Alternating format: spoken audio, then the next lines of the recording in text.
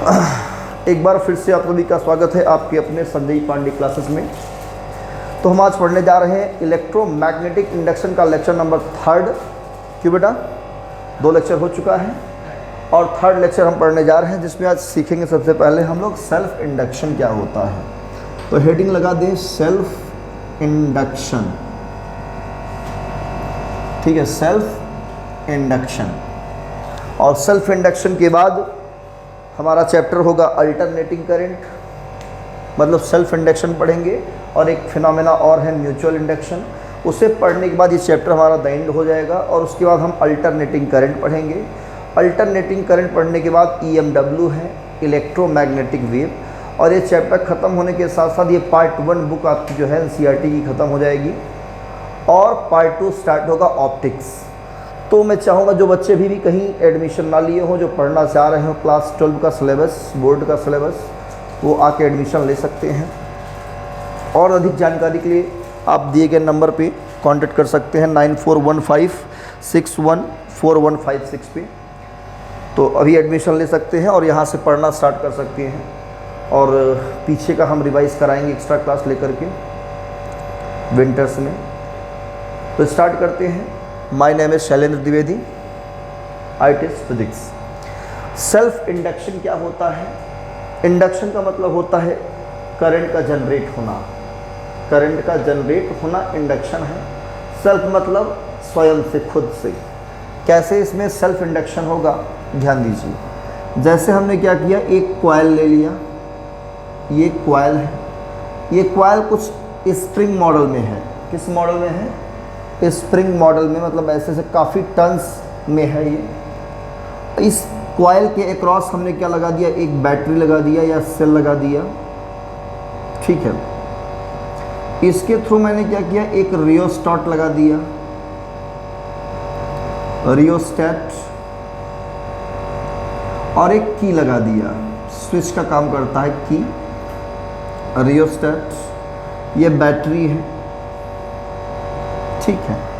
यहाँ जो ये रियोस्टेट है, इसका जो स्पेलिंग है RHEOSTAT, रियोस्टेट आप लोग ने अपने फिजिक्स के लैब में देखा भी होगा प्रैक्टिकल करते समय, है ना। सिलेंडर होता है एक, उसके ऊपर वायर बाउंड रहता है, उसमें एक स्लाइडर लगा होता है रॉड की हेल्प से, है ना। और एक ऊपर रॉड से कनेक्शन होता है, एक सिलेंडर के नीचे छोटा सा पॉइंट बना होता है कनेक्शन करने के लिए। उसको हम क्या करते हैं, स्लाइड करा करके रेजिस्टेंस को हम लोग रेजिस्टेंस को चेंज करते हैं, घटाते हैं और बढ़ाते रहते हैं। तो रियोस्टेट को हम लोग वेरिएबल रेजिस्टेंस भी कहते हैं। क्या कहते हैं? वेरिएबल रेजिस्टेंस, है ना बेटा। क्या कहते हैं? वेरिएबल रेजिस्टेंस, मतलब जो रेजिस्टेंस वैरी करता हो, मतलब हम इससे वैरी करा सकते हैं। अब आपको ये भी पता होगा, अगर रेजिस्टेंस वैरी करेगा तो क्या करंट वैरी नहीं करेगा? तो करंट भी वैरी करेगा, है ना भाई। रेजिस्टेंस बढ़ा दोगे करंट घट जाएगा, है ना। वोल्टेज से इतना रखो, उससे कोई मतलब नहीं है। आप चाहते सर्किट में करंट बढ़ाएं या घटाएं, तो आप ये कर सकते हो रियोस्टेट के हेल्प से, बहुत ही आसानी तरीके से। तो सर्किट में हम क्या करेंगे, बैटरी के साथ में सीरीज कॉम्बिनेशन में कनेक्ट कर देंगे। क्लियर है? और ये कॉइल है। तो कॉइल में हमने सपोज किया कि रेजिस्टेंस हमने घटाना चाहा। शुरुआत में मैंने क्या किया, धीरे धीरे रेजिस्टेंस को क्या कर रहे हैं, हम घटा रहे हैं। रेजिस्टेंस को जब घटाओगे तो करंट क्या करेगा, इंक्रीज करेगा, है ना। तो जब करंट इंक्रीज करेगा, करंट का जो डायरेक्शन होगा वो किधर होगा, कहोगे पॉजिटिव से नेगेटिव, एक करंट फ्लो होगा। इस करंट को हमने मान लिया I, ये मेन इंक्रीजिंग करंट है, जो मतलब बैटरी से निकल रही मेन करंट है, मेन इंक्रीजिंग करंट, ये करंट है, मुख्य करंट है कह लीजिए, और इंक्रीज कर रहा है ऐसे। और इंक्रीज करते करते एक मैक्सिमम वैल्यू तक इंक्रीज कराएंगे हम। अच्छा, अब आपको पता है कि अगर करंट ऐसे आएगा और हर एक सेकेंड में अगर ये इंक्रीज करेगा, तो क्या इसके सराउंडिंग जो मैग्नेटिक फील्ड बनेगी, आपको पता है ना। अगर करंट फ्लो होगा तो उसके सराउंडिंग क्या बनती है, ऐसे मैग्नेटिक फील्ड बनती है, बोलो बनती नहीं बनती? तो जो मैग्नेटिक फील्ड बनेगी क्या वो इंक्रीज नहीं करेगी? और मैग्नेटिक फील्ड अगर इंक्रीज करेगी तो मतलब कि number of field lines increase कर रही है, और जब मैग्नेटिक फील्ड लाइंस इंक्रीज कर रही है ईच टर्न से, मतलब फ्लक्स में चेंजेस आ रहा है। आप यही समझोगे ना भाई, number of field lines increase करना वही क्या है? फ्लक्स चेंज हो रहा है। मतलब हम डायरेक्टली यूँ कहेंगे कि फ्लक्स इंक्रीज कर रहा है। अब समझ आई बात? बोलो। ये करंट इंक्रीज करने से आपके माइंड में क्या आ रहा है, क्या समझेंगे? इसके ईच टर्न से फ्लक्स में क्या रहा है? चेंजेस आ रहा है, मतलब फ्लक्स इंक्रीज कर रहा है, जीरो से किसी मैक्सिमम वैल्यू तक इंक्रीज करेगा, है ना? तो अगर फ्लक्स में चेंजेस होगा तो क्या होगा? आपने पढ़ा है कि जब जब फ्लक्स में चेंजेस होगा तब तब ईएमएफ जनरेट होगा। तो इस कॉइल के अक्रॉस एक ईएमएफ जनरेट होगा, और उसका जो डायरेक्शन होगा लेंज के अकॉर्डिंग हम बात करेंगे, वो जिससे जनरेट हो रहा है उसी का क्या करेगा? अपोज करेगा। तो जो ईएमएफ इसमें आ रहा है किससे आ रहा है, कैसे जनरेट हो रहा है? फ्लक्स में चेंजेस से। और फ्लक्स कैसे चेंज हो रहा है? करंट के इंक्रीज करने से। तो करंट के इंक्रीजिंग का क्या करेगा? वो अपोज करेगा, मतलब इसे रोकने की कोशिश करेगा। तो कैसे रोकेगा? इसके अपोजिट एक करंट बहाएगा, है ना? इसको रोकने के लिए एक करंट क्या कराएगा? फ्लो कराएगा, है ना? किधर फ्लो करेगा करंट? वो करंट इधर फ्लो करेगा, ऐसे फ्लो करेगा। ये क्लॉकवाइज फ्लो कर रहा है तो वो एंटी क्लॉकवाइज। तो इसका एंड कहाँ पे है? इसका एंड यहाँ पे है कि नहीं है? तो कौन सा हायर पोटेंशियल पे होगा? ये वाला प्लस हो जाएगा और ये वाला माइनस। तो करंट यहाँ से फ्लो होगा, इधर से इधर फ्लो होगा।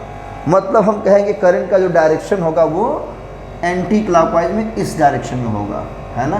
तो यही है इंड्यूस्ड करंट।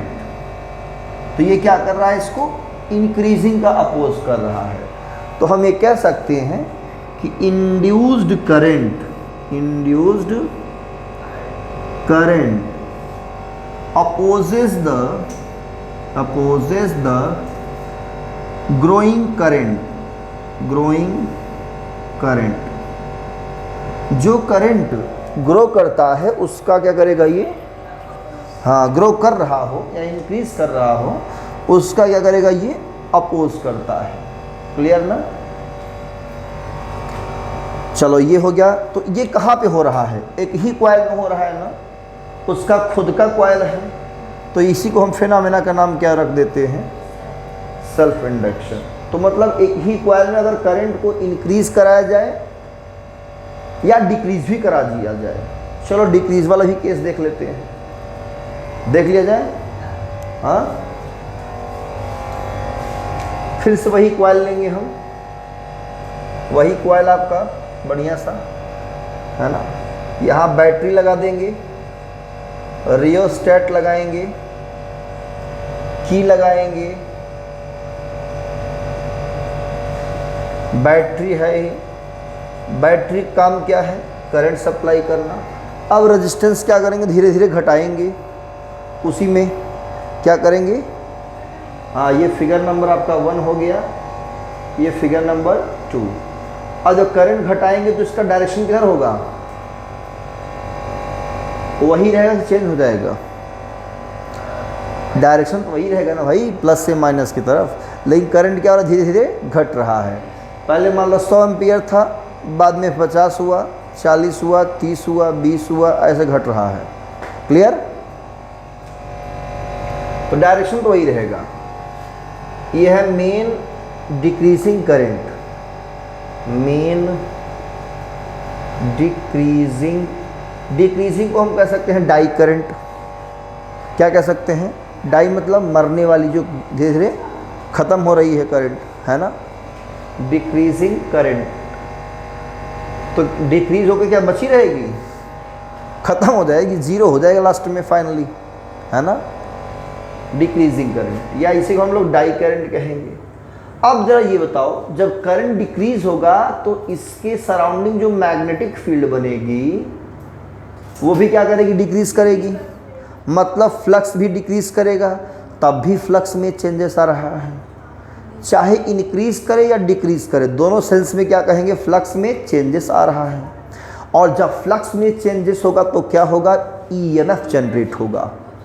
जब जब फ्लक्स में चेंजेस होगा तब तब ईएमएफ जनरेट होगा।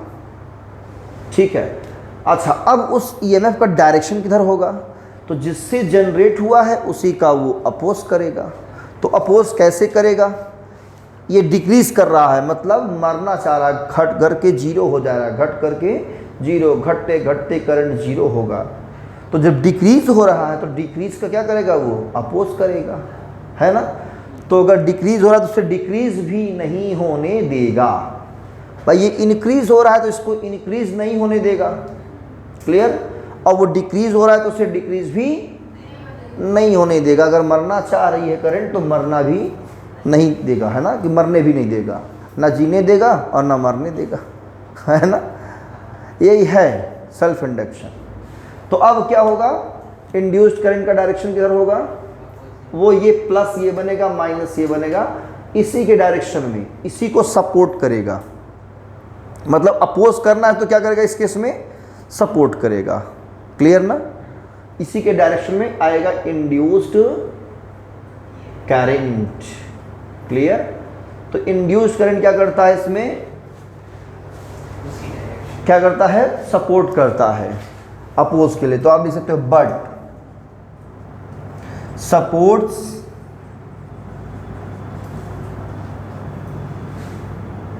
डाई करंट,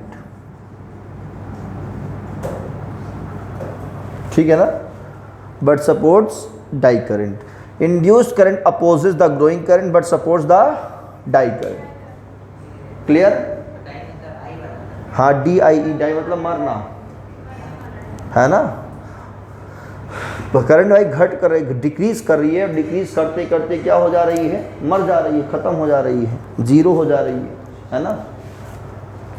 तो ये है इंड्यूस्ड करंट का डायरेक्शन। कुछ इस प्रकार होगा कि इंक्रीजिंग करंट का ये हमेशा अपोज करेगा और डिक्रीजिंग करंट का भी अपोज करेगा। इंक्रीज वाले को इंक्रीज नहीं होने देगा और डिक्रीज करने वाले को डिक्रीज भी नहीं होने देगा, है ना। ना जीने देगी ना मरने देगी है ना। सेंस बहुत अच्छा है। तो यही है सेल्फ इंडक्शन। तो आप क्या लिखेंगे कि जब एक ही कॉइल में करंट इंक्रीज होती है या डिक्रीज होती है ना,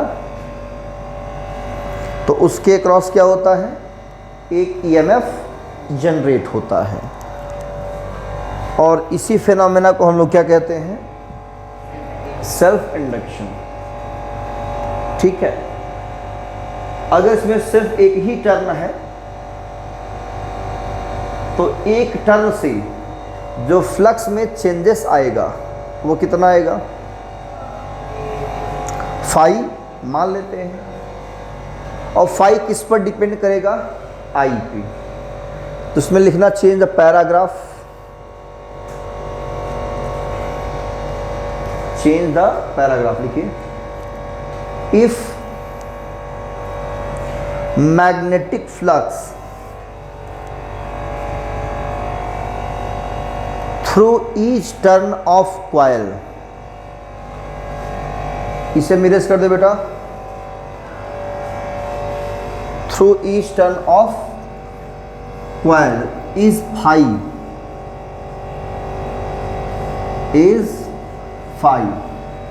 then by experimentally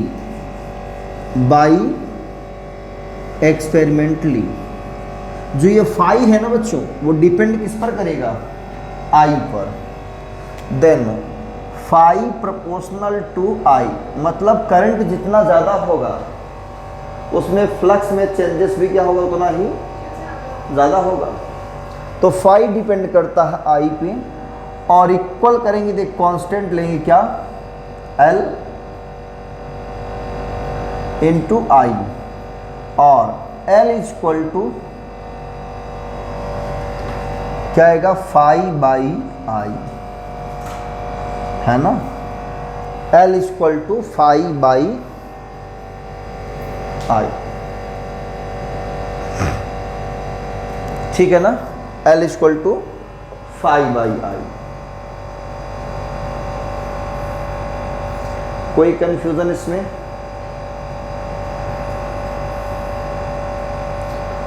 L क्या है यहाँ पे?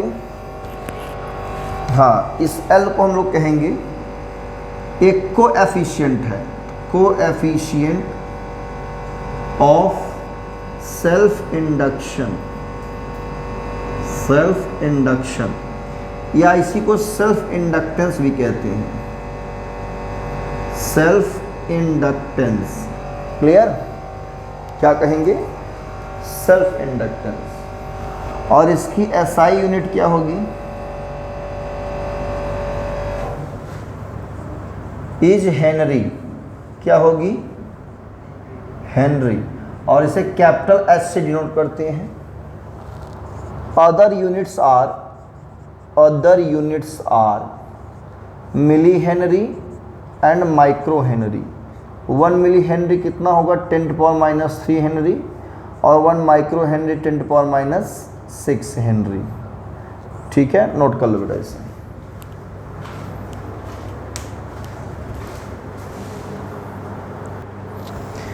अब क्या करेंगे, हम लगाएंगे फैराडेज लॉ। तो चेंज द पैराग्राफ लिखिए। अकॉर्डिंग टू फैराडेज लॉ,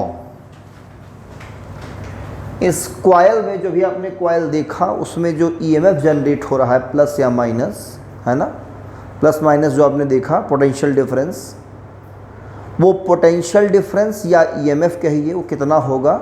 तो according to Faraday's law induced EMF is equal to -d∅/dt। बोलो, पढ़ा है आपने? -d∅/dt। इसको बनाइए इक्वेशन फर्स्ट, इसको बनाइए सेकेंड। यहाँ से फाई अगर निकालेंगे तो फाई कितना है आपका? Li। बोलो, है ना। तो फाई के प्लस पे Li लिख देंगे। तो by equation first and second is equal to -d/dt of Li, L बाहर हो जाएगा, -L/di/dt। तो जब भी हम लोग यूज़ करेंगे तो ईएमएफ बताने के लिए तो ये यूज़ करेंगे, और इसका मैग्नीट्यूड यूज़ करते हैं ज़्यादातर न्यूमेरिकल्स में। ठीक है ना, क्या यूज़ करेंगे? मैग्नीट्यूड। और मॉड ऑफ ई कितना हो जाएगा? तो प्लस में लिखेंगे L/di/dt। क्या हम इस L को डिफाइन कर सकते हैं? L को डिफाइन दो तरीके से कर सकते हो, एक इस वाले फार्मूले से, एक इससे निकाल सकते हो। भाई L निकालोगे, अगर हम I1 ले लें तो जो फ्लक्स में चेंजेस आएगा वही क्या है आपका? इंडक्टेंस है। और यहाँ से L निकाल लेंगे तो ये di/dt इधर कर देंगे। di/dt क्या है? The rate of change in current. अगर ये हम यूनिट ले लें 1 एम्पियर पर सेकेंड, तो जितना ईएमएफ होगा वही क्या है? इंडक्टेंस है। क्लियर? तो आप दो तरीके से डिफाइन कर सकते हो। ये di/dt क्या है इसमें? ये है the rate of change in current. Current में चेंज होने का क्या है? रेट है, di/dt। ठीक है, कभी कभी न्यूमेरिकल इस पर भी सॉल्व होता है। di/dt दिया रहेगा आपको, E दिया रहेगा, L पूछ लेगा, या L दिया है E पूछ लेगा। ठीक है, तो यही फेनोमेना क्या है हमारा? सेल्फ इंडक्शन है। कोई कंफ्यूजन इसमें नहीं। अब क्या करेंगे हम? जो करंट इंक्रीज करा रहे हैं तो उसको वो अपोज कर रहा है, तो अपोज कर रहा है, लेकिन फिर भी हम करंट को क्या कराएंगे? ग्रो कराएंगे ना भाई। वो तो अपोज करेगा ही करेगा, बट हमें क्या करना है? उस करंट को ग्रो कराना ही कराना है, मैक्सिमम करना ही करना है। तो करंट को एक मैक्सिमम वैल्यू तक इंक्रीज करने में जो वर्क करना पड़ेगा, वर्क कौन करेगा? हम करेंगे। वर्क करेगा बैटरी। क्या करेगा? बैटरी। किसके अगेंस्ट वर्क करेगा? इंड्यूस्ड ईएमएफ, जो आपका इंड्यूस्ड ईएमएफ है इसके अगेंस्ट क्या करेगा? वो वर्क करेगा। ठीक है ना? वही वर्क उस क्वाइल में क्या होगी? एनर्जी स्टोर्ड हो जाएगी। ठीक है ना? तो चेंज द पैराग्राफ, डाल दिए heading energy stored in an inductor. Heading बना दीजिए energy stored in an inductor. Inductor मतलब वही जो क्वाइल हमने आपको दिखाया था अभी, वही क्वाइल क्या है आपका? इंडक्टर है, मतलब इंडक्टिव क्वाइल। ठीक है? कैसा क्वाइल है? हाँ, जैसे रोटेट करा के ऐसे ऐसे ऐसे है ना, वो इंडक्टिव क्वाइल होता है। ठीक है? Inductive coil. तो इसमें लिखना the work done, the work done against induced EMF, induced EMF in the growing current to its peak value, peak value is stored in the form of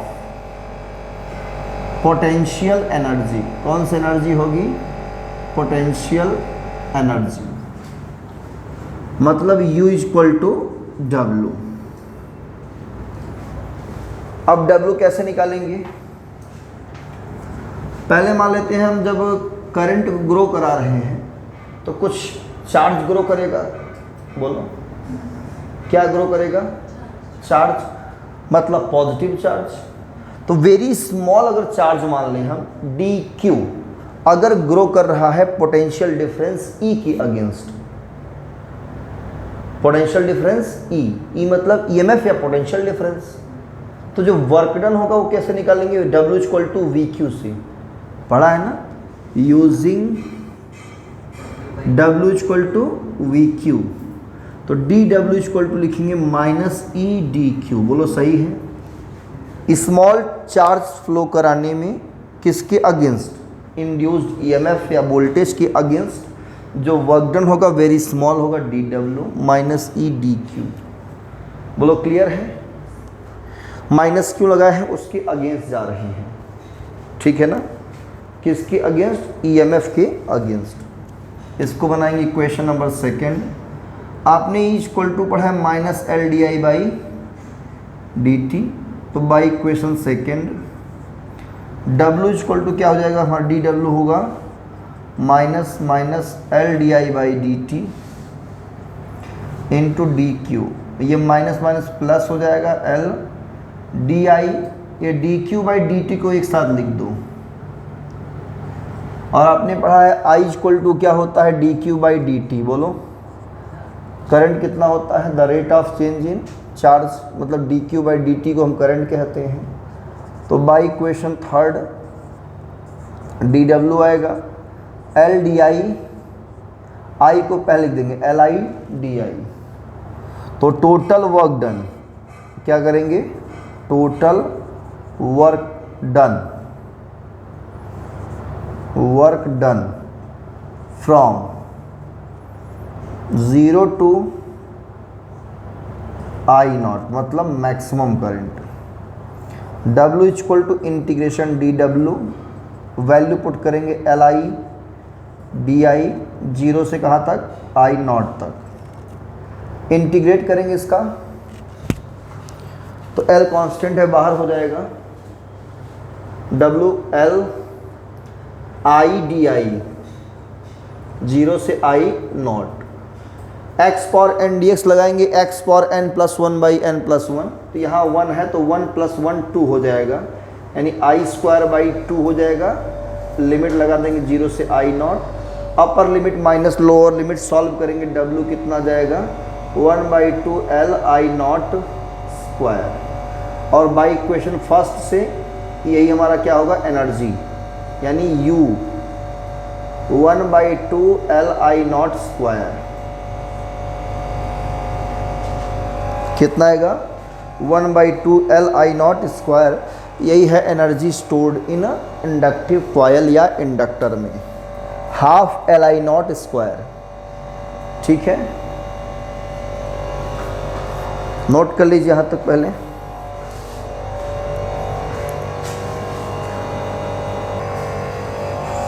तो इसे erase करते हैं हम। हेडिंग लगा दो बेटा इकरा, क्या वो प्रॉब्लम। हेडिंग रहेगा self inductance of a solenoid. एक सोलेनॉइड का सेल्फ इंडक्टेंस कैसे निकालेंगे।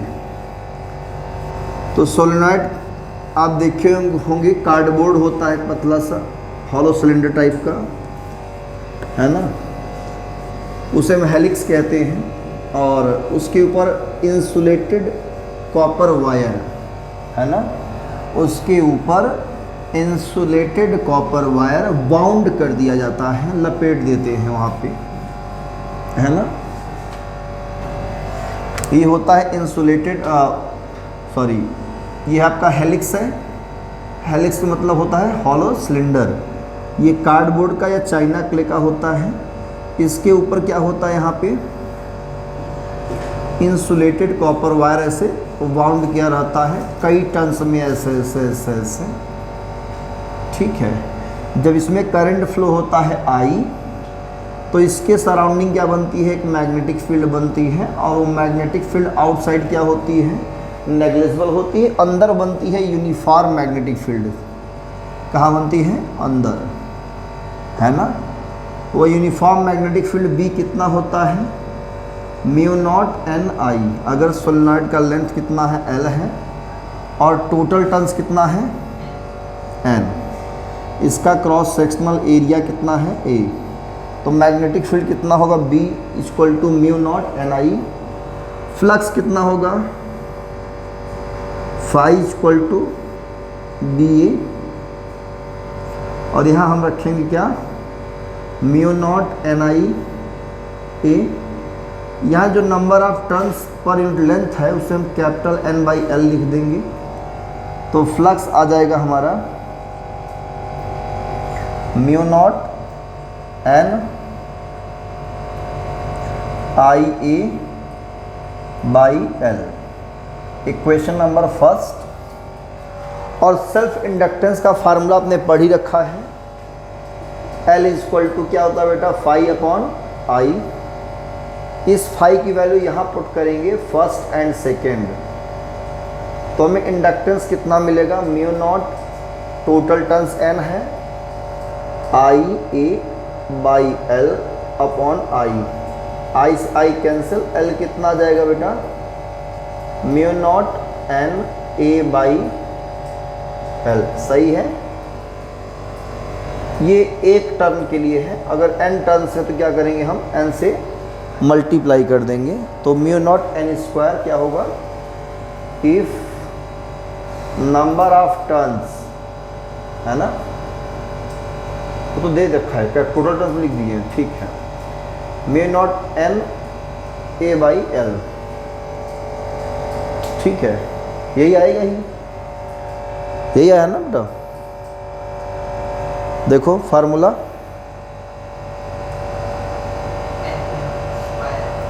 N²। हाँ, तो ये एक टर्न से निकला हुआ है इंडक्टेंस है। तो टोटल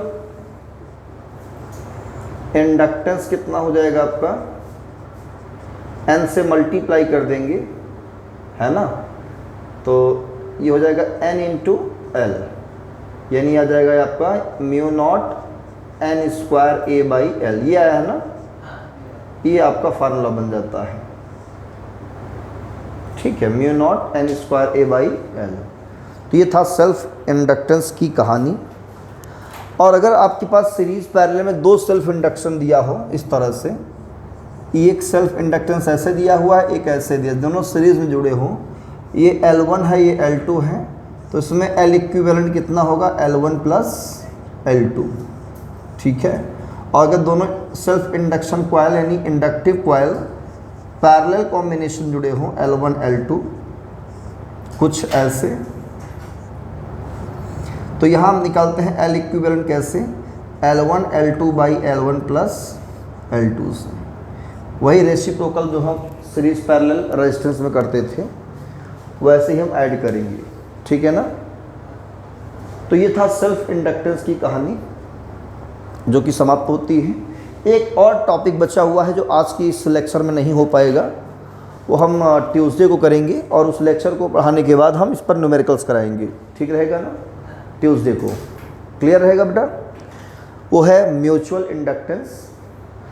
सेल्फ इंडक्टेंस हो गया, म्यूचुअल इंडक्टेंस बचा हुआ है। एक ही मतलब 15 से 20 मिनट का टॉपिक है, 15 मिनट मैक्सिमम, और उसका हम करेंगे न्यूमेरिकल सॉल्व करेंगे, ठीक है। और उसी दिन आपको हो सकता है टेस्ट भी रहेगा। तो मिलते हैं नेक्स्ट क्लास में नए लेक्चर के साथ, तब तक पढ़िए। All the very best, thank you.